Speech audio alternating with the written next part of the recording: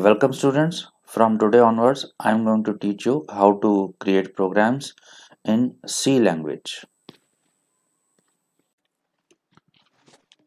C language के programmes लिखने के लिए मैं विजुअल स्टूडियो कोड का यूज़ कर रहा हूँ। मैं आपको दिखा देता हूँ अपने लैपटॉप में।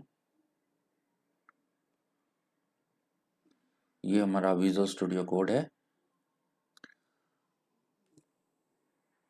तो सबसे पहले हम क्या करेंगे, हम यहाँ न्यू फाइल टैब पर क्लिक करेंगे। एक स्पेस मिल जाएगा आपको जहाँ पर आपको एक फाइल नेम लिखना है। तो फाइल नेम लिखने से पहले हमें ये पता लगाना चाहिए कि हमारा प्रोग्राम कौन सा है। तो आज हम पहला प्रोग्राम लेकर के चलेंगे, to find out area and circumference of a circle. तो नाम भी कुछ ऐसे ही रखेंगे।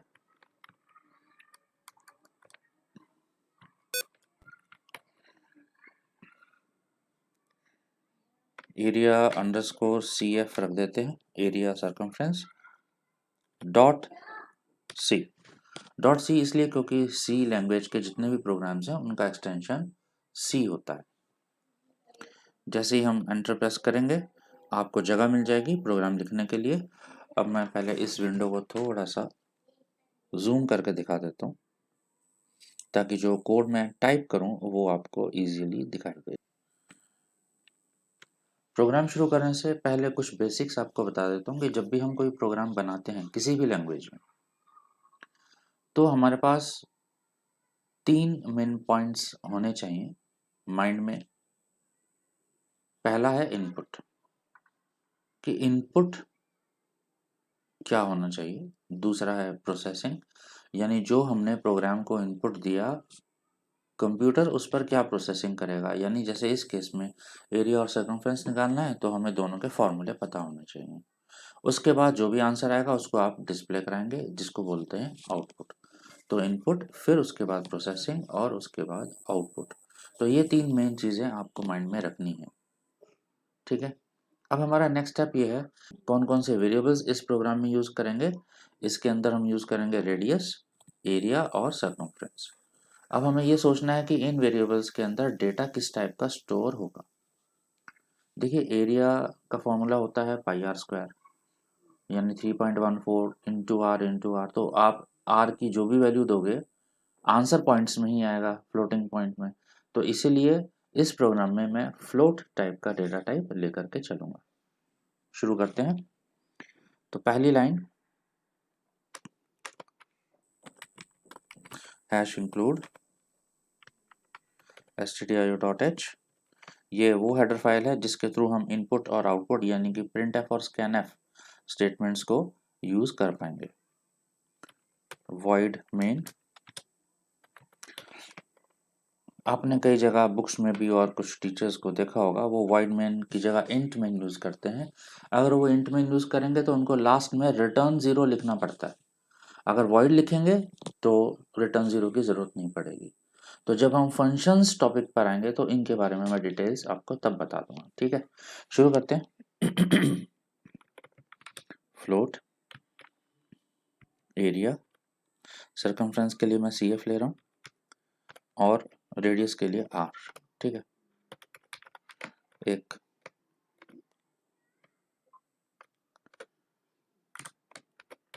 मैसेज डिस्प्ले करा देते हैं, एंटर रेडियस।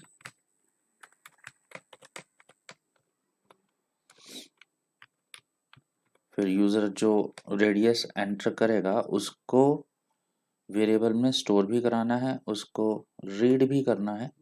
इसलिए मैं लिख रहा हूँ scanf स्टेटमेंट, scanf f। अगर इंटीजर होता तो मैं लिखता scanf%d, तो अभी तो आएगा scanf%f। फिर एम्परसेंड रेडियस R। ठीक है, अब हम कैलकुलेशन करेंगे। ये तो हो गया हमारा इनपुट पार्ट। तो प्रोसेसिंग के लिए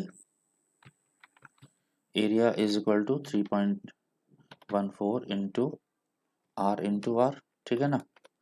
circumference 2 into 3.14 into R, 2 pi R होता है।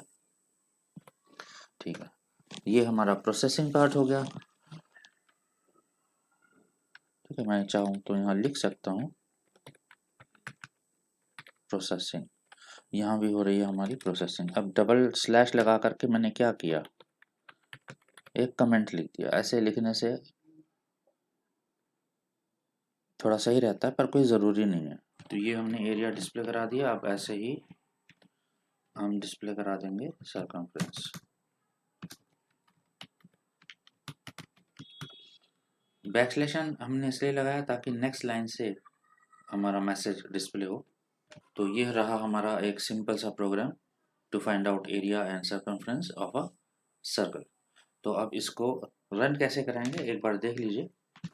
सबसे पहले हम इसको सेव करेंगे, तो कंट्रोल एस करके भी सेव कर सकते हैं या फिर फाइल पर क्लिक करेंगे, यहाँ एक सेव बटन है, सेव करेंगे। ठीक है, उसके बाद अब आप क्या कर सकते हैं, यहाँ पे राइट क्लिक करके इसको रन करा सकते हैं।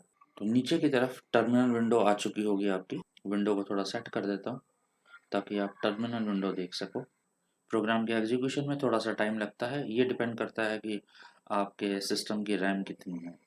देखिए प्रोग्राम एग्जीक्यूशन शुरू हो चुका है और पहली लाइन जो लिखी थी प्रिंटफ एंटर रेडियस, उसकी वजह से, प्रिंटफ की वजह से टर्मिनल पर एक आउटपुट आ गया है एंटर रेडियस। यहाँ पर हमें क्लिक करना होता है। क्लिक करने के बाद हम कोई नंबर एंटर करेंगे। सपोज नंबर एंटर किया 2.5।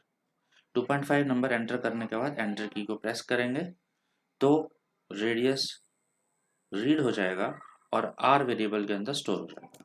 फिर हमारा प्रोसेसिंग के बाद का आउटपुट नजर आ रहा होगा। हाँ ठीक है, the area is 19 point something, the circumference is 15.7। तो ये था हमारा पहला प्रोग्राम। तो ऐसे इसको रन करते हैं। अब हम चलते हैं दूसरे प्रोग्राम पर। सेम प्रोसेस है। तो हम क्या करेंगे, पहले तो इस टर्मिनल विंडो को बंद कर देते हैं। यहाँ से एक नई फाइल ओपन करेंगे। इसको चाहो तो इसको बंद कर दो या ओपन रहने दो। न्यू फाइल और यहाँ नया प्रोग्राम। तो नया प्रोग्राम हम लेकर के चल रहे हैं। यूजर जो कैरेक्टर एंटर करेगा, प्रोग्राम उसका एस्काई कोड डिस्प्ले करेगा। अब एस्काई कोड होते क्या हैं, कभी कभी कुछ लोग इसको एस्की भी बोलते हैं, आस्की भी बोलते हैं, तो मैं एस्काई बोलता हूँ। ठीक है, एस्काई का मतलब है American standard code for information interchange. बहुत पुराने ज़माने से जब अमेरिका कंप्यूटर्स पर रिसर्च कर रहा था, तो उसने जितने भी कैरेक्टर्स उस ज़माने में यूज़ होते थे, अब ये कैरेक्टर्स क्या होते हैं, जो भी कीज़ आप कीबोर्ड से प्रेस कर सकते हो वो character. Full stop, comma, semicolon, digits 0 to 9, capital A to capital Z, small a to small z, ये सारी चीज़ें, even space bar, these are all characters, ये सभी कैरेक्टर्स होते हैं। तो इन सब के एस्काई कोड उन्होंने, स्टैंडर्ड कोड उन्होंने सेट किए। जैसे कैपिटल ए का होता है 65, कैपिटल बी का यानी अपर केस में बी का हो गया 66 एंड सो ऑन। स्मॉल ए का 97 होता है, स्पेस बार का 32 होता है। तो अगला प्रोग्राम हमारा यही है, to display ASCII codes of a character given by the user. ठीक है, शुरू करते हैं। तो इसका एक नाम रख देते हैं, ASCII कोड डॉट, पहली line hash include stdio dot h void main। अब इसमें हमें एक कैरेक्टर इनपुट करवाना है, तो कैर टाइप का वेरिएबल ले लेते हैं, एक वेरिएबल ch। ठीक है, printf एंटर अ कैरेक्टर। अब कैरेक्टर को जब एंटर कराते हैं तो %c लिखना पड़ता है और वेरिएबल का नाम ch %ch। इस एंड सिंबल को एम्परसेंड भी बोलते हैं। ठीक है, उसके बाद हम क्या करेंगे, the ASCII value of, the ASCII value of capital A is 65, ऐसा कुछ डिस्प्ले कराना है। तो यहाँ पे कैरेक्टर आना चाहिए जो यूजर ने एंटर किया होगा, तो %c लिख दिया। इज, उसके बाद अब जैसे 65 मैंने बोला, 65 क्या है आपका नंबर, तो नंबर मतलब इंटीजर, परसेंट डी यहाँ लगा देते हैं और फिर कॉमा करके सी एच, जो कैरेक्टर है यूज़र ने जो दिया वो सी एच में स्टोर्ड है, और यहाँ जब सी एच करेंगे न्यूमेरिक फॉर्म में तो ऑटोमेटिकली उसका एस्काई कोड आ जाएगा। ठीक है, ये हो गया, रन कराते हैं। मैं सेव कर चुका हूँ कंट्रोल एस करके, अब एक बार रन करके देख लेते हैं। हाँ जी, देखिए लिखा हुआ आ रहा है एंटर अ कैरेक्टर, तो यहाँ यूज़र ने सपोज कैपिटल ए लिखा और इसका आंसर क्या आना चाहिए, the ASCII value of capital A is 65। यहाँ देखिए, तो ये है आपका output, the ASCII value of A is 65। ठीक है, ओके। अब इसको एक बार और रन करा के दिखाऊं, ठीक, कोई और कोड डाल देते हैं, सॉरी कोई और कैरेक्टर डाल देते हैं। कैरेक्टर कौन सा डालूं, एंटर अ कैरेक्टर, सपोज हम स्मॉल बी डाल देते हैं। तो अगर याद हो तो मैंने आपको बताया था स्मॉल ए का होता है 97, तो स्मॉल बी का 98 आना चाहिए। ये ऊपर इसलिए आ गया क्योंकि कर्सर ऊपर ही था मेरा, तो यहाँ पे मुझे क्लिक करना पड़ेगा, हर बार ये प्रॉब्लम आती है, प्रॉब्लम तो नहीं है पर क्लिक करना पड़ता है। एंटर अ कैरेक्टर बी, यहाँ देखिए the ASCII value of B is 98 आ गया ना। तो ये तो हुआ आपका program, how to find out ASCII value of a particular character. ठीक है, तो नेक्स्ट प्रोग्राम रहेगा आपका find the area of triangle, rectangle and square. ठीक है, अब देखिए इस प्रोग्राम को हम दो तरीके से कर सकते हैं। एक तरीका है जिसमें हम इफ कंडीशन लगाएंगे कि अगर यूज़र बोलता है चॉइस नंबर 1 तो ट्रायंगल का एरिया कैलकुलेट करके डिस्प्ले करा दो, चॉइस नंबर 2 तो स्क्वायर का, अदरवाइज रेक्टेंगल का, जो भी है, यानी कि चॉइस बेस्ड प्रोग्राम बन सकता है। पर हम अभी इफ कंडीशन पर फोकस नहीं करेंगे, तो इस प्रोग्राम के अंदर ये तीनों एक साथ ही फिर कैलकुलेट होंगे और तीनों को ऐसे ही डिस्प्ले कराना पड़ेगा एक साथ बिना किसी इफ कंडीशन के। तो हम क्या करने जा रहे हैं, हम कुछ वेरिएबल्स डिसाइड करेंगे, और जो काम बहुत इजी है, नॉर्मली बच्चे वेरिएबल ले लेते हैं X Y Z A B C, ऐसे वेरिएबल लेने चाहिए ताकि प्रोग्राम देखते ही पता लग जाए कि वो वेरिएबल किसके लिए है। यहाँ मैं एक नाम दे देता हूँ एरियाज, एरियाज और डिफरेंट शेप्स, मैं सिर्फ एरियाज लिख रहा हूँ। ठीक है, कंट्रोल सी। अब यहाँ देखिए next program, hash include stdio.h void main। अब वेरिएबल्स डिसाइड करते हैं। ठीक है, फ्लोट में ले लेते हैं सारे वेरिएबल्स। फ्लोट, जैसे हमें चाहिए रेक्टेंगल का एरिया, तो area of rectangle, area of circle, इतने बड़े बड़े नाम मैं अभी नहीं रख रहा हूँ। तो हम क्या करेंगे, हम सिंपल वेरिएबल्स रखते हैं, जैसे ए आर, या ऐसे कर देता हूँ एरिया ऑफ रेक्टेंगल। ठीक है, area underscore triangle, comma area underscore circle. नहीं, सर्कल का तो अभी पहले कर चुके हैं ना, स्क्वायर होना चाहिए, SQR ले लेता हूँ। ठीक है, अब हम कुछ वेरिएबल्स ले लेते हैं जिनमें वैल्यूज़ इनपुट की जाएंगी, जैसे रेक्टेंगल के लिए एल और बी चाहिए, मैं एक लाइन में भी लिख सकता था। ठीक है, एल कॉमा बी, कोई फ़र्क नहीं पड़ता।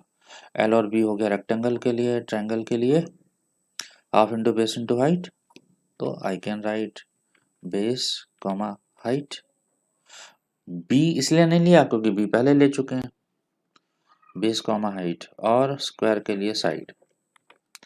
तो पहले सारी वैल्यूज इनपुट करवा लेते हैं, तो क्या करेंगे, enter length scanf %d comma L, एक साथ भी लिख सकते हैं, एक साथ दो वैल्यूज भी प्रिंट करा सकते हैं, पर इसको हम थोड़ा सिंप्लीफाइड ही रखेंगे ताकि आपकी समझ में आ जाए ब्रेड्थ। तो अभी मैंने क्या किया, अभी मैंने सिर्फ कॉपी और पेस्ट करके चेंजेस किए, ठीक है, ये आप भी कर सकते हैं। कंट्रोल सी से कॉपी होता है, कंट्रोल वी से पेस्ट। तो लेंथ और ब्रेड्थ एंटर कर चुके हैं। अब हम एरिया ऑफ रेक्टेंगल कैलकुलेट कर लेते हैं। तो we can write A underscore rectangle is equal to L into B, ये हो गया कैलकुलेट। अब क्या करेंगे, मैं क्या करने जा रहा हूँ, मैं इस पूरे कोड को कॉपी कर रहा हूँ। कॉपी करके अच्छा एक काम करूँ, थोड़ा रीडेबिलिटी के लिए यहाँ लिख देते हैं calculation of area of rectangle. यहाँ भी मैं ऐसे कुछ लिख देता हूँ ताकि प्रोग्राम आपको कॉम्प्लेक्स ना लगे। कैलकुलेशन ऑफ एरिया ऑफ क्या करना है, ट्रायंगल।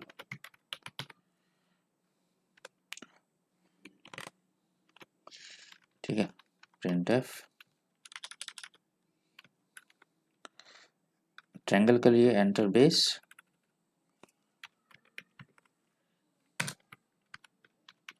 बेस के लिए यहाँ बेस लिख लेते हैं और यहाँ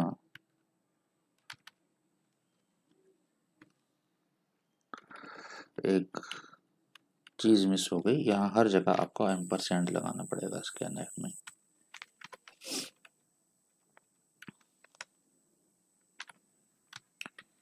एंटर हाइट,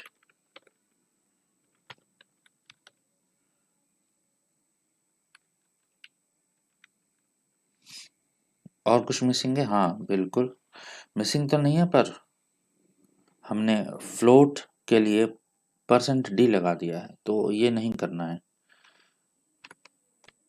क्योंकि फ्लोटिंग पॉइंट्स इंटीजर्स में स्टोर नहीं हो पाते। हाइट की जगह क्या लिया था, h, ठीक है। तो what we can do, %d की जगह यहाँ कर देते हैं f,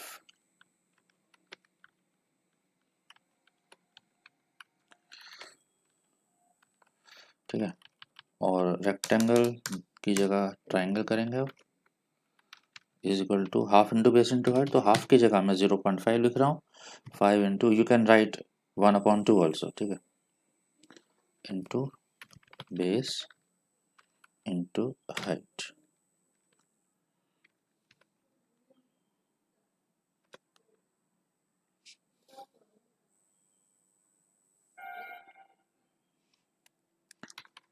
अब क्या करेंगे, अब मैं इस कोड को कॉपी कर लेता हूँ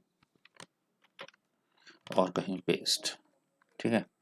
कैलकुलेशन ऑफ एरिया ऑफ, अब क्या करेंगे, स्क्वायर।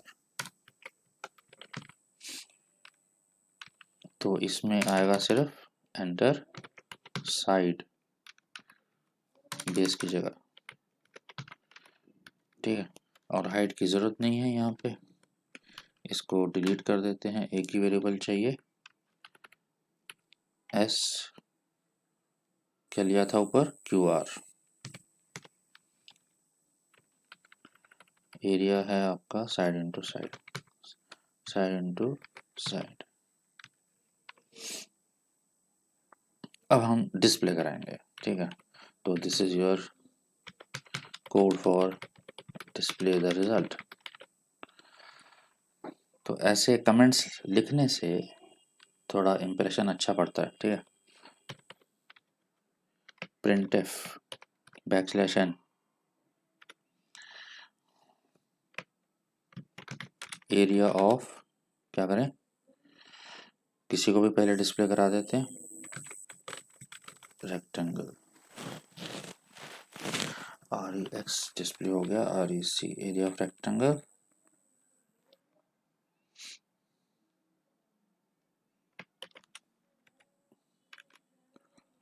%f कॉमा A_RECT,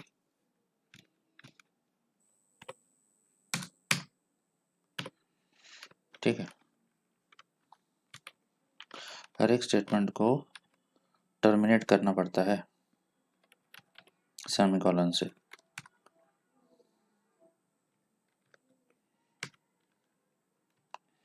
इधर ये टाइपिंग एरर है, जी टाइप हो गया, print F.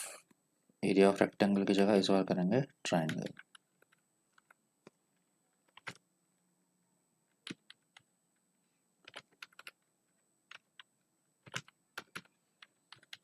Now this has to be changed, ये हो जाएगा आपका ट्राई, क्योंकि ट्राइंगल के अंदर ए अंडरस्कोर ट्राइंगल वेरिएबल में आपका ट्राइंगल का एरिया है।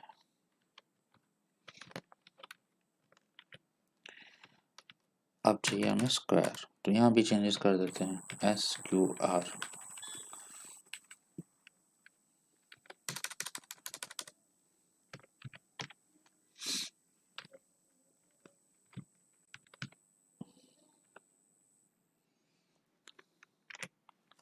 ठीक है, मैंने इसको सेव कर दिया, कंट्रोल एस कर दिया, और आप चाहें तो यहाँ से सेव कर सकते हैं, फिर से बता रहा हूँ।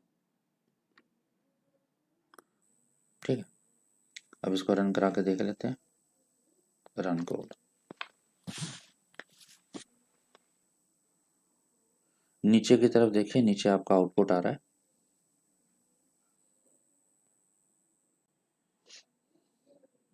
आ गया, यहाँ क्लिक कर देते हैं, एंटर लेंथ। अभी मैं सिंपल वैल्यूज रखूँगा ताकि आप माइंड में कैलकुलेट कर सकें। ठीक है, अच्छा यहाँ भी स्पेलिंग मिस्टेक हो गई, यहाँ देखिए print F enter LENG T missing है। ठीक है, कोई फ़र्क नहीं पड़ता, डबल कोट्स के अंदर जो मर्जी लिखो ये एरर शो नहीं करेगा, पर डबल कोट्स के बाहर जैसे कि आप वेरिएबल्स का नाम लिख रहे हो या कीवर्ड्स यूज़ कर रहे हो, वहाँ पे स्पेलिंग एरर में कन्वर्ट हो जाएगी। ठीक है, डबल कोट्स के अंदर जो आपने स्पेलिंग एरर करी है उसकी वजह से प्रोग्राम पे कोई फ़र्क नहीं पड़ेगा। अब एंटर लेंथ कर लेते हैं, सपोज हम लेंथ ले लेते हैं 10, फिर पूछा इन्होंने एंटर ब्रेड्थ, ब्रेड्थ ले लिए 5। ठीक है, उसके बाद एंटर बेस। देखिए रेक्टेंगल कैलकुलेट तो हो गया, पर हमें एक साथ दिखाना है, वो आपकी चॉइस है कि आप अलग अलग भी दिखा सकते हैं, अभी बता दूंगा। बेस ले लेते हैं सपोज 100, और हाइट ले लेते हैं 50, तो half into base into height याद रखना। साइड सपोज हम ले लेते हैं 2। ये देखिए, ये आपके आंसर्स आ गए। Area of rectangle 50, area of triangle 2500, area of square 4 ठीक है। हाँ, तो मैं ये कह रहा था कि जैसे अगर आप नहीं चाहते कि ये तीनों एरियाज एक साथ आएँ, तो आप चेंजेस कर सकते हैं। क्या चेंजेस कर सकते हैं? ये वाली लाइन हटा करके यहाँ डिस्प्ले करा दीजिए। ठीक है, फिर ये वाली लाइन हटा दीजिए और इसको यहाँ, और फिर इसकी ज़रूरत नहीं पड़ेगी हमें।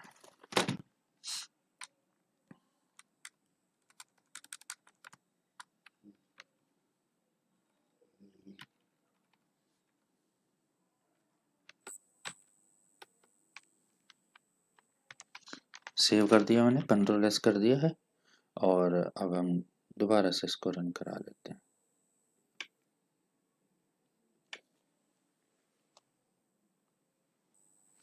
आ गया एंटर लेंथ। तो सबसे पहले नीचे कर्सर क्लिक करके